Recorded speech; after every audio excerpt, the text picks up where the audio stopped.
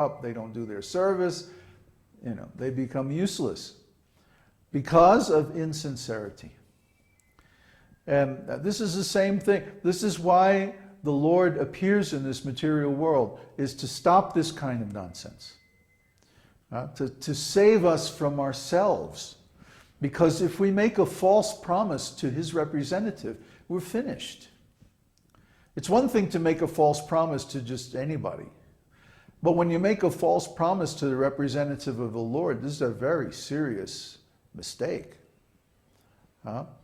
It's just like, if you make a false promise to just anybody, oh yes, I'm going to take you to the prom next year, and then you don't do it. Well, that's not such a big deal. But if you make a false promise to a judge, yes, Your Honor, I'll appear in court next month, don't worry. And then you don't do it, you're in trouble. Why? Because the judge is a representative of the power of the government. Similarly, the spiritual master or the transcendentalist, the devotee, is a representative of the truth of the Lord. He stands for the word of honor of God. When God says, Ye yatamang prapadyante, as they approached me, I respond accordingly. As they surrender unto me, I reward them accordingly. As they love me, I respond, I reciprocate accordingly. So therefore, the spiritual master is not a person to be trifled with. The spiritual master is not someone to play around with. If you make a false promise to the spiritual master, God takes this very seriously. It's an offense. So we should be very careful to avoid offenses in dealings with the spiritual master or advanced devotees, because God takes this very seriously. Therefore, the first qualification of a real devotee is truthfulness. And you'll see there are several lists of qualities that are given in the scriptures about what is a real transcendentalist. And they all begin, or at least the more important qualities given are truthfulness.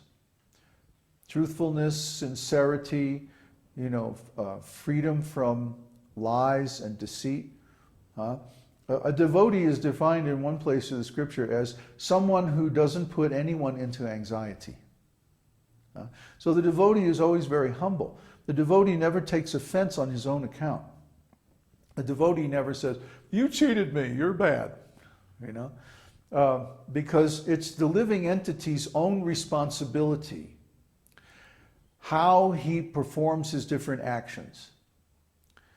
He's going to have to take the reaction. We don't have to take the reaction. If someone cheats us, if someone lies to us, if someone does anything demoniac, like Hiraṅyakṣa, he was born in a very high family, but what did he do? He used his powers to destroy the earth and throw it into the ocean.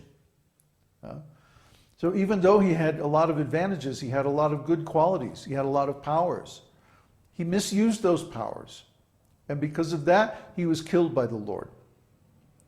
So similarly, if someone has the privilege of association with a Vaishnava and they make offenses to the Vaishnava, then they're responsible for the reaction.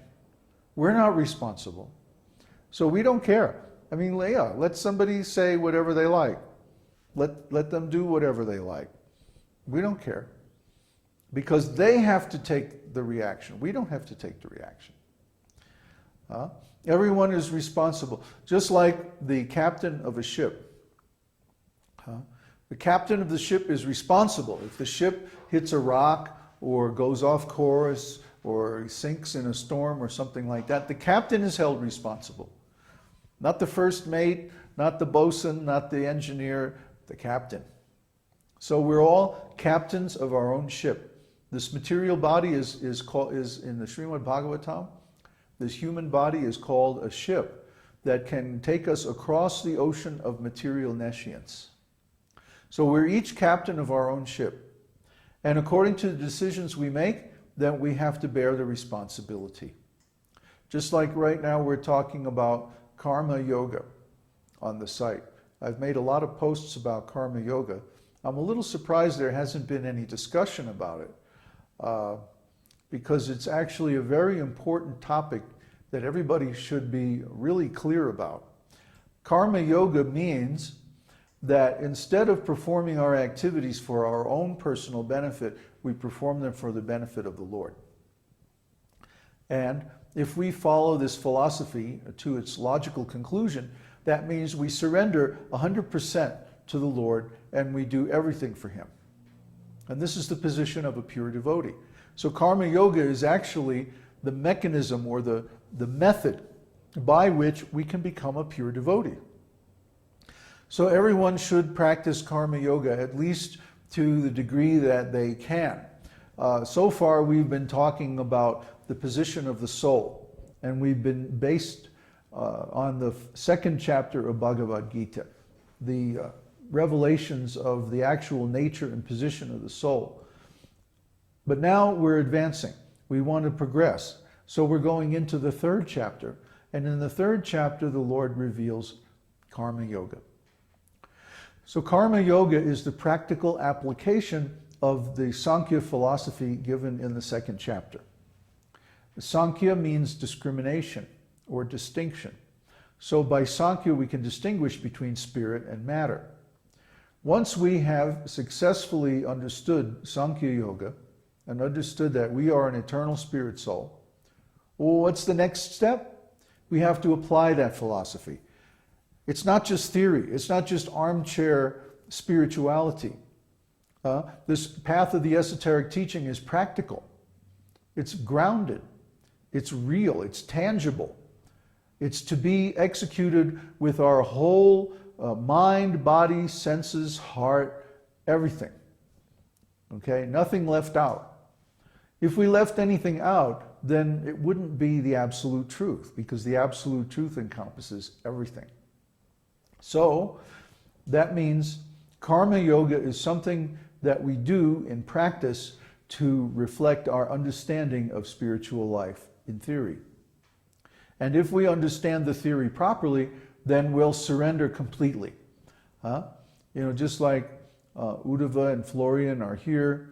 And also, the big news this week is that Connor is coming. Yay!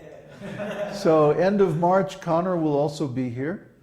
And Neville's also thinking about coming later on in the year, and Solus and so many other people. And we're looking forward to having them here because it means we actually get to perform karma yoga. In karma yoga, all of our work is dedicated to the service of the Lord. That means we get up early in the morning, we chant our mantras, we study the scriptures. When we cook for the Lord. When we clean for the Lord. All the things that people do normally anyway. But instead of doing them for our service, we do it for the Lord's service. And what does that mean? We're released from the karma from those activities. So even though, like Uddhava, for example, is working in the technical field, doing field service on complicated equipment and stuff like that for some rascal business, still, he doesn't get any karma from that. He's released from that karma because he's applying the results to service of the Lord. Okay? Or just like when I was, before I was a devotee, I was a musician. And even though I was in a really good band and, I had good skills and all of that, I wasn't really happy. But then I became a devotee, and within a year or so, I was traveling around and using my musical abilities to present Krishna consciousness to people. And I was very happy. That was really nice. Because why? I wasn't getting any karma from those activities. The same activity or similar activity of being a musician, applied in one way generates karma and you get bad reactions. Applied in another way, it frees you from karma. It's just like the principle of homeopathic medicine. In homeopathic medicine, you make a medicine from the very same thing that causes the symptoms that the patient has got. Okay? So the very same thing applied in one way causes the disease, and applied in a different way cures the disease. That's the principle of karma yoga. In karma yoga, the very same activities that cause us bondage to the material world and karma can free us from these things and actually become the mechanism of how we attain liberation from material existence. This is so simple, so direct, so practical, and yet most people can never do it, because they have this attachment to the results of their activities. Oh, I worked so hard and then I should be able to enjoy.